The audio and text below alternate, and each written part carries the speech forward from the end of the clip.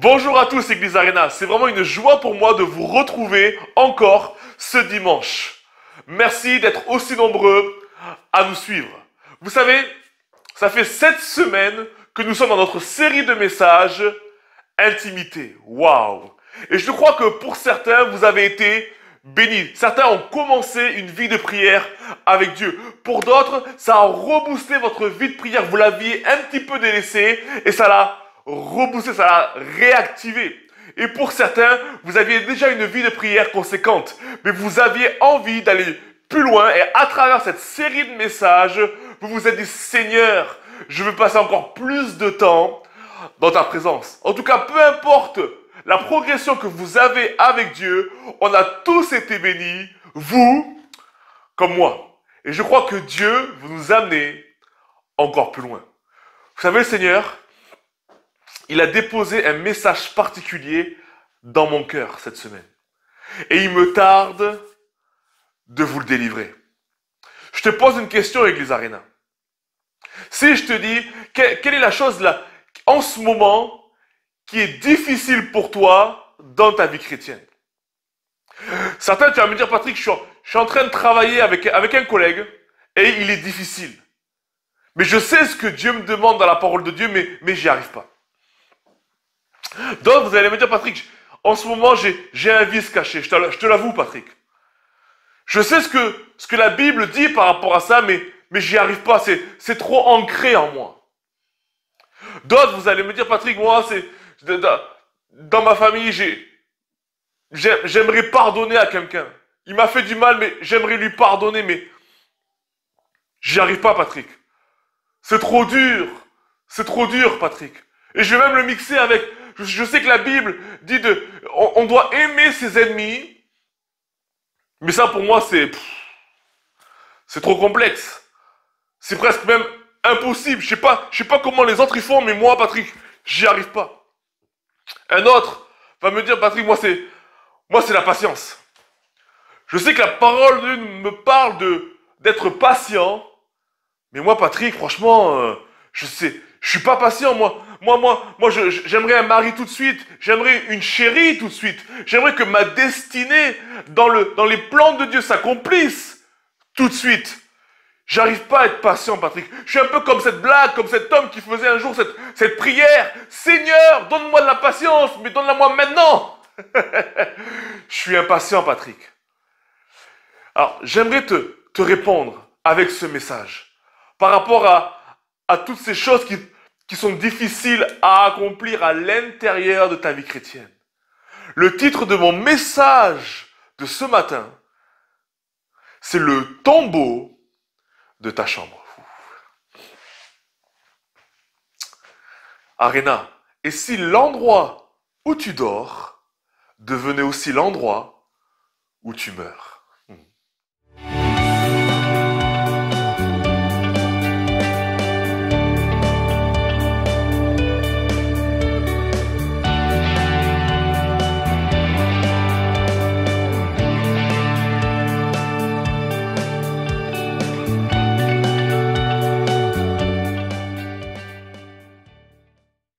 Église Arena, on va là ensemble dans Exode 33, versets 15 à 16. Juste avant de le lire, j'aimerais vous raconter un petit peu le contexte. Ici, il faut comprendre que le peuple d'Israël avait construit un veau d'or, une idole dans la vallée, alors que Moïse, lui, était en train de prier avec Dieu sur la montagne.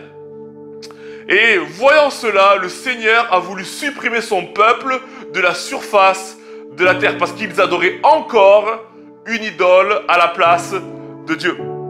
Et Moïse est parti plaider la cause de son peuple auprès de Dieu et il a réussi à faire changer Dieu d'avis. Waouh, extraordinaire. Mais il a dit cette chose à Moïse. Il lui a dit, ok Moïse, je vais vous faire rentrer dans le pays de Canaan, dans la terre promise. Vous aurez le lait et le miel. J'enverrai un ange avec vous. Mais ma présence ne sera pas là.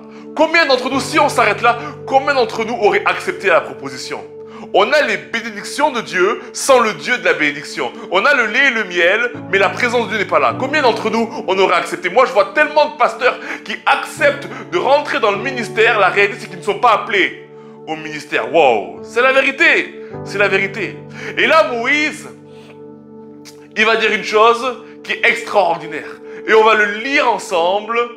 Attention, le tombeau de la chambre. Exode 33, versets 15 à 16. On y va ensemble. La Bible dit, Moïse lui dit, si tu ne marches pas toi-même avec nous, ne nous fais point partir d'ici. Comment sera-t-il donc certain que j'ai trouvé grâce à tes yeux, moi et ton peuple? Ne sera-ce pas quand tu marcheras avec nous et quand nous serons distingués, moi et ton peuple, de tous les peuples qui sont sur la surface de la terre? Amen. Moïse, là, il est en train de dire, Seigneur, si tu n'es pas avec nous, qu'est-ce qui va nous distinguer? Qu'est-ce qui va nous différencier des autres peuples sur la surface de la terre? Moi, je vous pose une question, Église Arena. Qu'est-ce qui fait la différence entre ton collègue de travail et toi-même? Vous faites le même travail, vous avez le même salaire. Qu'est-ce qui fait vraiment la différence? Qu'est-ce qui fait la différence entre une association chrétienne qui donne des milliers de denrées alimentaires pour les plus démunis et les restos du cœur?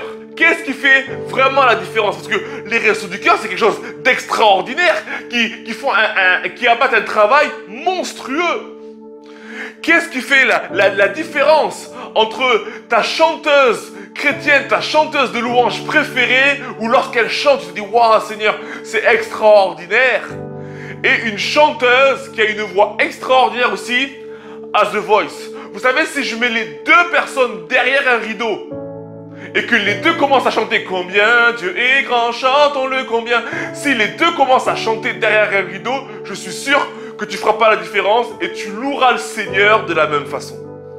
Parce qu'elles ont deux voix extraordinaires. Qu'est-ce qui fait la différence? Toi-même, est-ce que tu te sens différent de ceux qui sont autour de toi? Est-ce que tu vas me dire, mais Patrick, oui, dans ma façon de parler, de m'habiller, dans ce que je regarde à la télé, dans ce que j'écoute comme musique, franchement, moi, je me sens différent.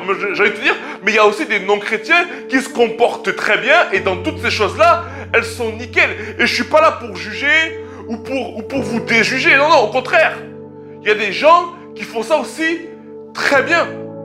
Toi, tu vas me dire, mais Patrick, moi, vivre avec Dieu, c'est vivre dans le miraculeux, c'est vivre dans les prodiges. Oui, mais il y a aussi dans la parole de Dieu où le diable aussi fait des prodiges et fait des miracles. Oui, mais tu vas me dire, mais Patrick, moi, quand j'ai eu mon appartement, c'est vraiment un miracle de Dieu, où j'ai prié pour ma tante et ma tante, elle a été guérie du cancer. Mais la réalité, c'est que moi, j'ai des amis à moi qui, eux aussi, par des situations extraordinaires, trouvent la maison de leurs rêves. Ou par des situations extraordinaires, leur tante ou leur grand-mère est guérie du cancer. Waouh. Patrick, qu'est-ce qui fait alors la différence entre toi et ton collègue? Vous savez, on a tous été dans des mariages. On a tous vécu des mariages où vraiment le style de musique était ce qu'on aime. Où vraiment le repas était vraiment extraordinaire. Où vraiment l'ambiance générale était pas mal. Mais le problème parfois, c'est qu'on a tous vécu ça, c'est que parfois notre table, elle était pas terrible. On connaissait pas grand monde, ou on avait quelqu'un avec qui on s'entendait pas très bien, ou vraiment l'ambiance de la table, franchement, c'était pas top. Même si le mariage en général était bien, on se rappelle juste de ce mariage parce que l'ambiance, elle était pas top à la table. Alors qu'on a tous vécu un autre style de mariage où vraiment c'était pas notre style de musique, où vraiment on connaissait pas vraiment beaucoup les gens dans l'ensemble du mariage, l'ambiance elle n'était pas extraordinaire, mais on nous avait mis une table où on connaissait un petit peu de monde, où ça rigolait, ça se chambrait, ça délirait, c'était une grosse ambiance, on était la table la plus bruyante du mariage, et là on se rappelle de ce mariage, même si l'ambiance générale n'était pas vraiment top, on se rappelle de ce mariage parce qu'on avait une table extraordinaire. Est-ce que je peux dire une chose avec les arénas? Parfois dans la vie, c'est pas ce que tu connais qui fera la différence, c'est qui tu connais qui fera la différence. Oui, en effet, avec le Seigneur, c'est pas forcément les talents qui feront la différence, c'est le fait de connaître Dieu qui fera la différence. Oui, j'ai rien de dire une chose, Église Arena. Souvent, j'entends dans le monde, Ouais, tel il a été pistonné pour avoir un stage. Ah, tel il a été pistonné pour avoir tel travail. Ah, lui, franchement, s'il connaissait pas telle personne, il aurait jamais eu ce boulot. Franchement, c'est abusé. Moi, j'avais plus de compétences, plus de talent que lui. J'aimerais te dire une chose, et c'est là que toi et moi, on va se parler. Les gens les plus pistonnés de la terre entière, c'est qui? C'est les chrétiens. Vous savez pourquoi? Parce que c'est pas ce que tu connais, c'est pas tes talents qui feront la différence. C'est qui tu connais qui fera la différence. C'est vrai que parfois, en connaissant Dieu, en vivant dans le royaume de Dieu, en vivant avec la présence de Dieu, voilà pourquoi parfois ton dossier à la banque, il passe en haut de la pile. Voilà pourquoi parfois ton dossier pour une école, pour un stage, il passe en haut de la pile. Parce que tu es le plus pistonné du monde, parce que tu as Dieu dans ta vie. C'est ça la réalité, vrai ou faux? Vrai ou faux? Et oui, Église Arena. Et oui, Église Arena.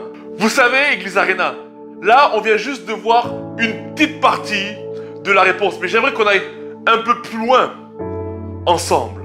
Vous avez peut-être sûrement chez vous des grosses Bibles, les Bibles Thompson ou la Bible Summer, où vous savez, en marge de chaque chapitre, il y a la fameuse concordance. Vous savez, vous lisez un verset et ça vous renvoie à d'autres versets pour mieux étudier la parole de Dieu. Et moi, lorsque je lis Exode 33, verset 15 avec le mot distinguer, ça me renvoie au Lévitique 20, verset 26. Et ce verset nous dit, c'est l'Éternel, c'est Dieu qui parle et il dit, vous êtes saints car je suis saint.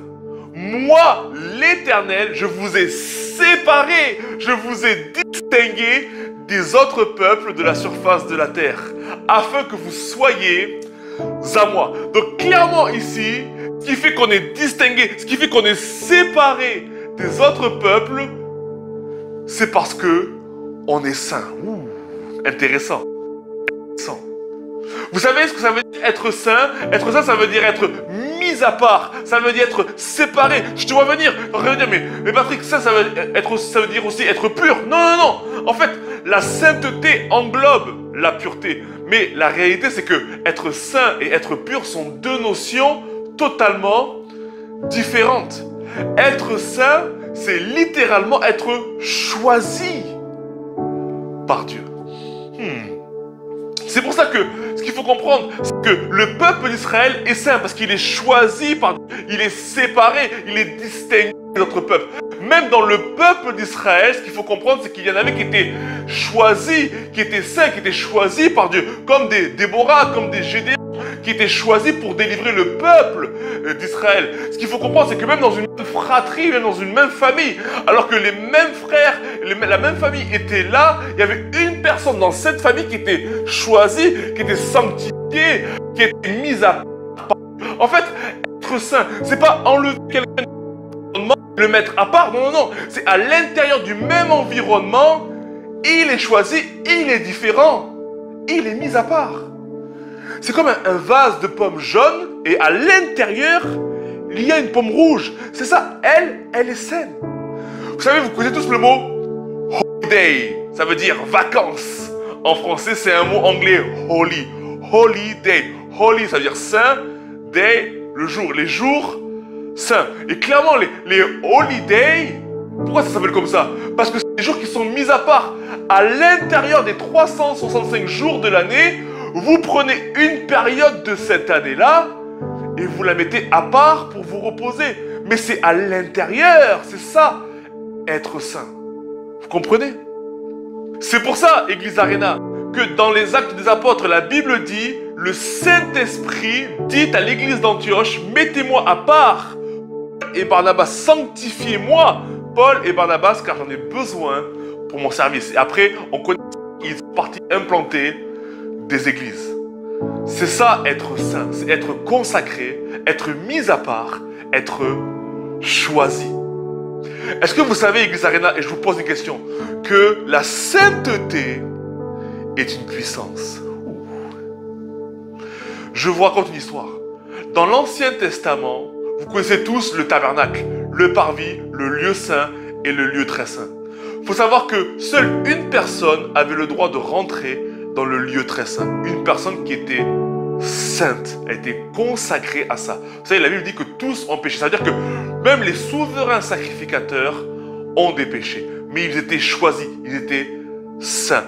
une personne, le souverain sacrificateur, pouvait rentrer une fois par an dans le lieu très saint, dans la sainte présence de Dieu, où il y avait tout un protocole, des choses à toucher et à ne pas toucher.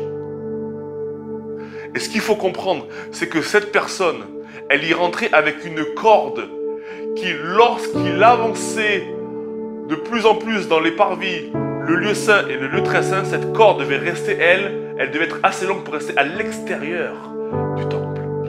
Et à sa cheville, il y avait une cloche. Vous savez pourquoi? Parce que si malencontreusement, il y avait un problème dans l'exécution des sacrifices dans le lieu très saint, une fois par an, pour pardonner les péchés de tout le peuple, alors il pouvait tomber raide mort dans la présence de Dieu, dans la sainteté de Dieu, il pouvait tomber raide mort. Et la corde servait à la personne qui était au bout, à l'extérieur du temple, de tirer le souverain sacrificateur pour le ramener, parce que il était mort. Est-ce que vous savez que la sainteté de Dieu a une puissance de mort? Est-ce que vous savez qu'une personne sainte, c'est une personne qui appartient à Dieu et c'est une personne qui est morte à ce monde? Je vais te dire une chose, Église Arena. C'est que la différence entre ton collègue de travail et toi-même, c'est que ton collègue, lui, il est vivant. Il vit dans ce monde et il est de ce monde. Alors que toi, tu appartiens à Dieu. La Bible dit que tu vis dans ce monde, mais tu n'es pas du monde. Tu es mort. Église Arena, je vais te dire qu'à chaque fois que tu rentres dans ta chambre, c'est pour avoir un temps avec le Saint-Esprit. Vous savez, je sais que beaucoup d'entre vous, vous priez Dieu. Certains, vous priez Jésus. Mais combien d'entre vous, vous priez le Saint-Esprit? Vous savez, quelqu'un un jour a écrit un livre, il a intitulé « Le Saint-Esprit, le Dieu oublié ». Et vous savez, Église Arena, j'aimerais rebaptiser le nom du Saint-Esprit. J'aimerais vous dire que, comme on l'a vu juste avant, le Saint-Esprit, c'est l'esprit du mis à part, l'esprit de séparation. Waouh! Je vais te dire une chose, Église Arena. Vous savez, on veut tous les mêmes résultats que l'église primitive, la première église de l'histoire du monde, dans Actes des apôtres, qui vivaient des prodiges et des miracles. Mais moi, je vais te dire une chose, Église Arena. Comment on peut plus considérer un livre qu'ils n'avaient pas? Vous savez, parfois les gens lisent la Bible comme un roman. Waouh, la Bible, la Bible, la Bible. Alors qu'on ne considère pas une personne qu'ils avaient, le Saint-Esprit. Vous savez, quand je lis la parole de Dieu, Dieu c'est pas Père, Fils et Sainte Bible. Non, non, non. C'est Père, Fils et Saint-Esprit. La Bible n'est pas un roman. Ce qui la rend vivante, c'est lorsque tu es inspiré, lorsque tu la lis à travers le prisme du Saint-Esprit. Et c'est comme Paul le disait, la lettre tue, mais c'est l'esprit qui vivifie. Vous savez, Église Arena, dans Acte 1, verset 8, c'est Jésus qui réitère sa promesse aux apôtres en leur disant « Restez à Jérusalem, car je vous enverrai une puissance, le Saint-Esprit descendra sur vous et vous serez mes témoins. » Je te pose une question. Est-ce que tu sais ce que veut dire le mot témoin en grec dans ce passage? C'est le mot martyr. Vous recevrez une puissance, le Saint-Esprit, et vous serez mes martyrs. En d'autres termes, vous allez être capable de sacrifier votre vie pour moi. Vous allez être capable de mourir pour moi. Vous allez être capable de vivre comme si vous n'avez rien à perdre. Vous allez être capable de résister à vos tentation. Vous allez être capable de pardonner à celui qui va vous faire du mal. Vous allez être capable de supporter votre collègue de travail. Vous allez être capable d'être délivré de ce vice caché. Vous allez être capable d'être patient, même quand c'est difficile d'être patient. Parce que vous savez que vous êtes mort à vous-même et que finalement, c'est le plan de Dieu qui prime et pas votre plan. Vous allez être capable, avec l'aide de la puissance du Saint-Esprit. Vous savez, moi j'aime l'histoire de Pierre. Pierre, avant la venue du Saint-Esprit, avant la croix, avant que Jésus meure, alors que des personnes venaient le voir, et Jésus était en train de se faire flageller. On dit, mais toi, tu le connais, toi, tu étais avec lui, Pierre. Et Pierre, lui, il avait peur. Il dit, non, non, il a renié Jésus par 3 fois. Moi, je le connais pas, j'étais pas avec lui. Moi, ce gars-là, ça m'intéresse pas, non, non, non, surtout pas moi. Et lorsque Jésus, il est mort à la croix, et que dans Acte 2, le Saint-Esprit est descendu, comme la promesse le disait, sur les 120 personnes dans la chambre haute, Pierre, il s'est levé, rempli du Saint-Esprit, et il a commencé à prêcher devant plus de 3000 personnes. Wow. Mais attends, Église Arena, la même personne, ce même Pierre qui avait peur d'une femme qui lui posait la question de savoir s'il était avec Jésus avant la crucifixion, c'est la même personne qui se lève devant plus de 3000 personnes et qui ose dire que oui, j'étais avec Jésus, et oui, repentez-vous, et oui, il vous aime, et il fera des prodiges dans votre vie. Qu'est-ce qui a changé? C'est quoi la différence? Le Saint-Esprit. Le Saint-Esprit. L'esprit de séparation, l'esprit du mis à part, l'esprit qui va faire mourir ta chair. Le tombeau de la chambre. Vous savez, les gens disaient des disciples qu'ils étaient étonnés parce qu'ils n'étaient pas éduqués. Ils n'étaient pas éduqués. Même le mot littéral, c'était des idiots. Les disciples étaient des idiots, des gens pas éduqués. Et c'est eux que Dieu a choisis. La Bible dit pour bouleverser le monde, pour changer le monde du tout au tout. Alors, Église Arena, je te pose une question.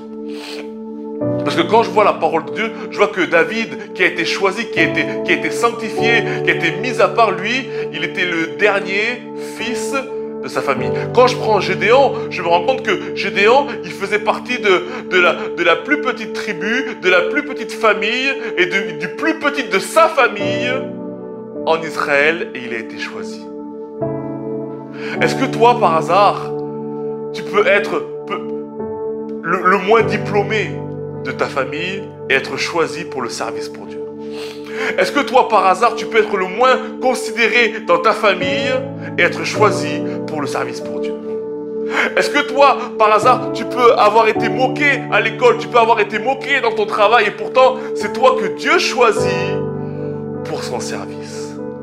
Est-ce que toi, par hasard, tu es une personne qui a commis tant de péchés que tu te considères même plus toi-même, que tu sais que toi, ta vie, elle est ruinée et que Dieu va te chercher, il te choisit parce qu'il a encore des plans pour ta vie. Parce que le Saint-Esprit est l'esprit du mis à part. Quand plus personne ne croit en toi, le Saint-Esprit, lui, il vient dans ta chambre et il te dit, moi, je crois en toi. Alléluia. Vous savez, Église Arena, que j'aime bien les illustrations.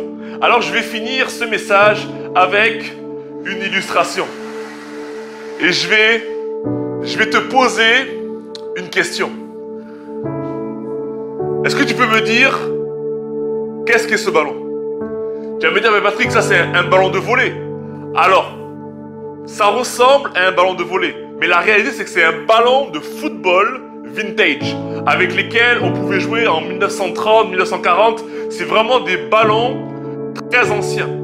Mais c'est vrai que ça ressemble à un ballon de volley. Alors, aujourd'hui, ce matin, on va dire que c'est un ballon de volley. Est-ce que vous savez qu'au volley, il y a 5 joueurs sur le terrain et il y a un joueur qui est le 6e joueur qui est d'une différente couleur que les autres joueurs. Et on s'est tous demandé, mais pourquoi ce joueur, il a une couleur différente? Vrai ou faux? Dites-le moi, hein. Et ce qu'il faut comprendre, c'est que je me suis renseigné, j'ai un petit peu étudié, et au volley, en fait, ce joueur-là, c'est un défenseur. C'est un joueur qui n'a pas le droit d'attaquer. Il est juste là pour stabiliser la défense et pour ne faire que des passes et des réceptions. Il n'a pas le droit d'attaquer. Il stabilise la défense. Je peux vous dire une chose, c'est que ce joueur, il a été créé parce qu'il y avait des joueurs de petite taille qui voulaient jouer au volley, mais il n'était pas considéré. Alors ils ont créé un poste spécial à la Fédération internationale de volley pour les gens de petite taille, pour qu'ils puissent stabiliser la défense, et ils ont une couleur différente. Pourquoi? Parce qu'ils n'ont pas le droit de se trouver dans la zone d'attaque. Ils n'ont pas le droit d'attaquer non plus. Intéressant. Ce qu'il faut comprendre avec ces joueurs, c'est que c'est les plus petits joueurs de l'équipe. Mais c'est aussi les joueurs les plus techniques de l'équipe. Qu'est-ce que ça a à voir avec notre Saint-Esprit ou le tombeau de la chambre? J'aimerais te dire une chose, Église Arena. C'est que ce joueur de volley qui a une couleur différente des autres joueurs et qui n'a pas le droit d'attaquer, alors qu'au foot, le gardien a une couleur différente, mais lui, il peut marquer. Au volley, il n'a pas le droit de marquer. C'est un joueur qui est mort, qui est clairement au service de l'équipe. Il se plie en 4 pour l'équipe. Il n'a pas le droit d'attaquer ni de marquer un point. Mais tout le monde, tous les connaisseurs, tous les pros vont vous dire que sans ce joueur-là, il perdrait le match. Parce que ces joueurs sont indispensables pour la qualité et pour la gagne de ce jeu. J'aimerais finir avec cette phrase, Église Arena. Lorsque tu as tout donné à Dieu, c'est que tu n'as rien à perdre. Parce que tu as tout donné. Alors tu vas commencer une relation avec le Saint-Esprit. Parce que l'endroit où tu dors doit être l'endroit où tu meurs. Que Dieu vous bénisse, Église Arena. Hey, merci d'avoir regardé cette vidéo sur la chaîne YouTube de l'Église Arena. Si tu as aimé cette vidéo, n'hésite pas à liker, à commenter et à partager le plus beau message du monde avec tous ceux qui ne l'ont jamais entendu. Et surtout, abonne-toi, clique sur la cloche et ainsi tu recevras en exclusivité tous les nouveaux messages de l'Église Arena. Merci d'avoir visionné, n'oublie pas de t'abonner.